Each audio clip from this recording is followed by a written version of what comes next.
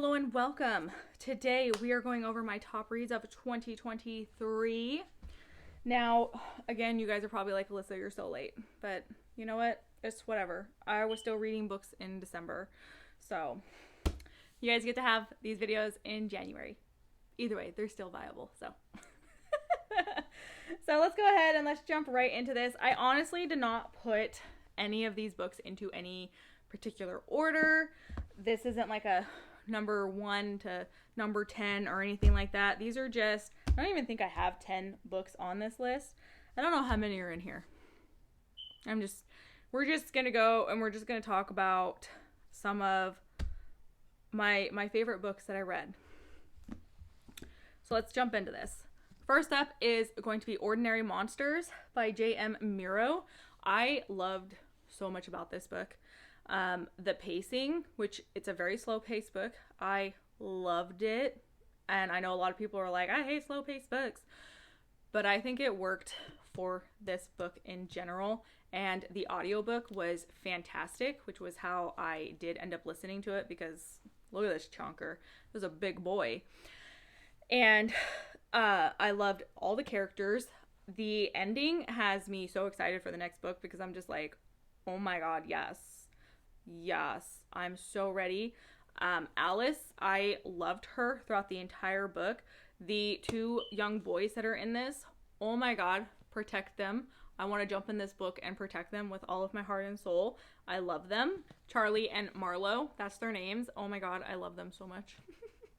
I have so many things that I'm worried about for these boys in the next book. It also it was so intriguing. It's very it has a lot of X-Men vibes to it. A bunch of kids, they've got these powers, they don't know how to control them.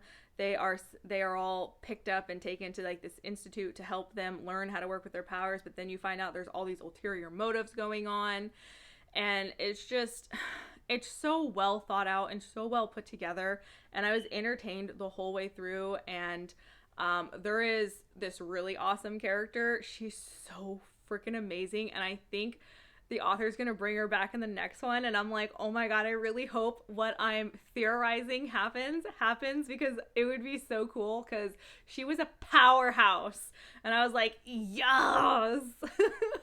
So it's definitely one of the ones that I recommend, but it's one of those ones that you're gonna have to like take your time getting through, but it's so worth it in the end. And I think if people just like give it that chance to just let it build, they'll see that like the payoff is worth it in the end. The next one on the list goes to No Heart for a Thief by James Lloyd Doolin. I read this back in January, and oh my gosh. I loved so much about this book. There is a more in-depth review of it on the channel. If you guys are interested, I'll have it linked below, but I loved so much. He takes the mentor and mentee trope and, in my opinion, does something new with it. He also does the whole, let me tell you about my past, instead of like making you spend book after book after book trying to learn what Kalo's past is. Kalo is like, I'm going to tell you my past right now to teach you to not take vengeance, because that's what I did, and look where I am now. And I really, really liked that aspect. I also very much enjoyed the magic system. It's very intricate, it's very detailed. I cannot wait to see how much more exploration Doolin does into the magic system of this world. And the cliffhanger. The cliffhanger. Yes, I do own the second book. He did send me the second book. I do plan on reading it. Just been having a little rough time here at the end of the year, but I am still so excited for the second book that I am hoping to jump into it as soon as possible so that I can pick up what happened last, because this cliffhanger is a doozy, you guys. It left me just going, excuse me? What? No. So definitely pick this one up if you have not. I've seen so many people talk about this series. It is absolutely worth your time. The next one on this list actually goes to an entire series, and it's my list, so I don't really care if you guys like that or not, but it goes to the Ice Planet Barbarian series by Ruby Dixon. This is books 2, 3, and 4.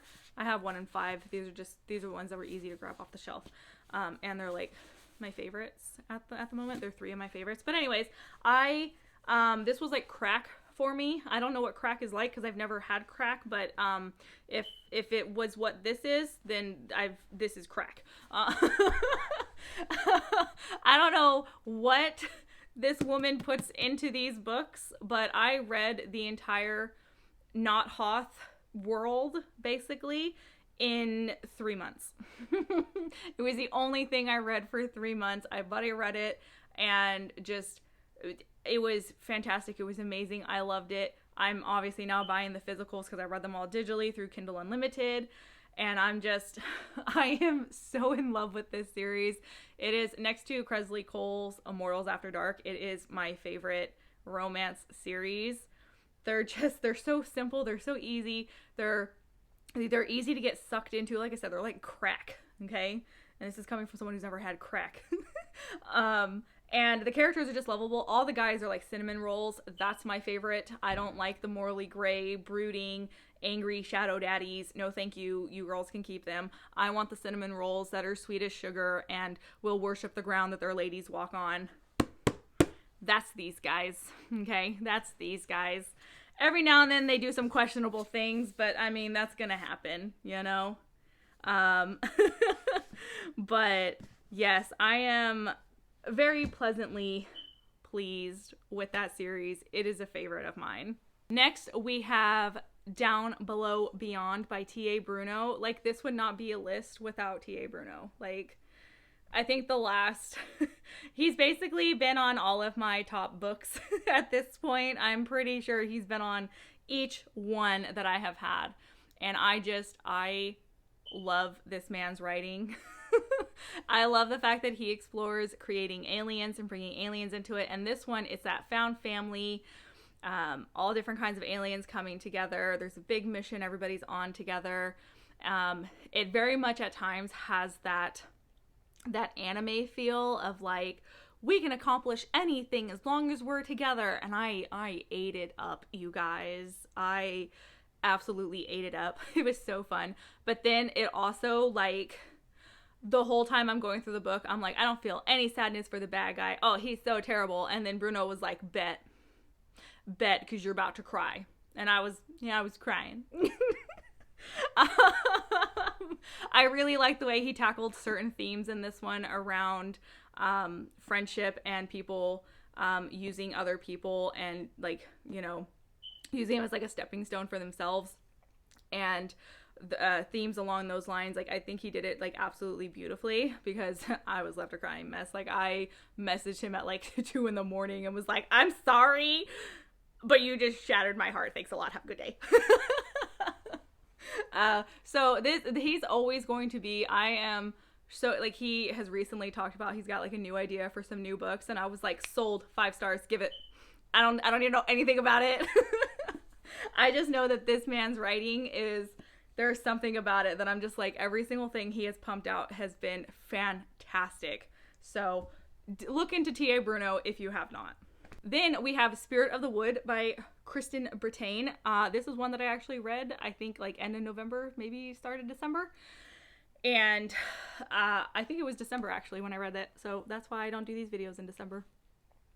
But I loved this. It's a short story. It's a prequel to the Green Rider series, and it does not spoil anything in the Green Rider. And this is coming from someone who has not read Green Rider, but is now so intrigued and wants to read the Green Rider. This, if you've never read Green Rider and you want to start somewhere, I say this is perfect. This is perfect because it sets up the first book, but it also gives you insight into how Brittain writes their characters, because this is a very short story, but I was so invested in all of these characters, and I fell in love with Tavin. I fell in love with Tavin, and I'm honestly really sad. I love Tavin. But knowing that, I'm like, there's going to be so many characters I'm going to fall in love with in the Green Rider series as a whole, because her characterization was spot on. And then the way she handles topics around self-worth and self-reflection and how people view themselves, and wanting to, possibly end their lives and such like that. I think she handled it beautifully, and I like the realism that she included while exploring those themes. So definitely worth checking out. Whether you've read Green Rider or you're interested in Green Rider, it is definitely worth your time. Next on this list, I have Boys in the Valley by Philip Fracassi. I do not read a lot of horror, and this was pitched as The Exorcist meets Lord of the Flies. I really like the classic Lord of the Flies, and so I was like, interested, noted, okay. So I got it from the library, and I could not put this book down. It was so addicting. I wanted to know what was happening to these boys, when the next thing was going to happen. You know, like when you see like these elements, like the comparison of Exorcist meets Lord of the Flies is spot on. And I don't agree with those a lot of times when I come across other books, but it was spot on for this book, because you can see when the exorcism portion like came in, and then you saw when like the Lord of the Flies version came in, and you were like, oh my god, this is definitely like they were smashed together in a horror setting. And then the end has a very like, oh, it was one of those endings where you were like, yes. Oh. But it was also like you just kind of like, you were like, yeah, okay, I get it, I understand, it makes sense. And like the action that comes up in it, amazing. Like, it's so hard for me to talk about this book because I'm just like, so much of it was so interesting. I will say, if you do have an issue with like children dying or being mutilated or anything like that, I do not recommend you pick this one up, because it does go into detail about those things. But if that's nothing that is a bother to you, it is absolutely worth checking out, because it is such an addictive read. And then last but not least on this list goes to Late Eclipses by Shannon McGuire. This is book 4 in the October Day series. And this is for me when I was already loving the October Day series.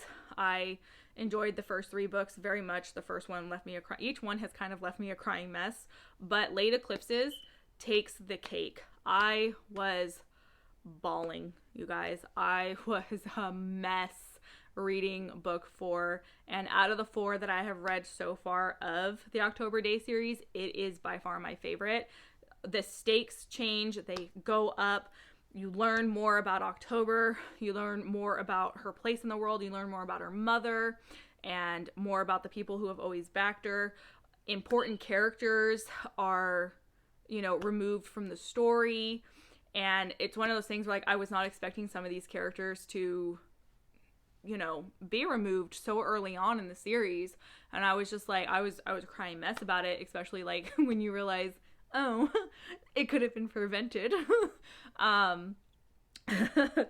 But yeah, it was phenomenal. It's one of those ones where, you know how like a lot of people are like, oh, wait till you get to this book and then make a decision if you want to keep going. Book 4 is that book in October Day, if you ask me. The first 3, like I said, they're good in their own way, but number 4 just, it takes everything and it just dials it up to 100. And now I'm just like, I have so many questions now. I'm so eager for the next book. And I'm just like, oh my god, what's going to happen next? What is it? And it was by far, when I look back on a lot of the books I've read this year, it was definitely one of the ones that stuck with me the most, because I was a hot mess. I was a hot mess reading this one. The emotions were just, they were out the window. So I definitely recommend checking out October Day. I think it's definitely worth the time if you like urban fantasy, and they're very entertaining. But like I said, if the first 3 are kind of like for you, try 4. If 4 doesn't blow you away, then, you know, just, you can end it there, and that's fine. That is my best books of 2023. It's not a very big list. I spent a lot of time this year exploring romance, and a lot of those books were not good. So I don't really have too many that I want to like gush about, but these are them. So if you guys like this video, subscribe, comment, like, all those great things, and I will talk to you guys next time. Bye.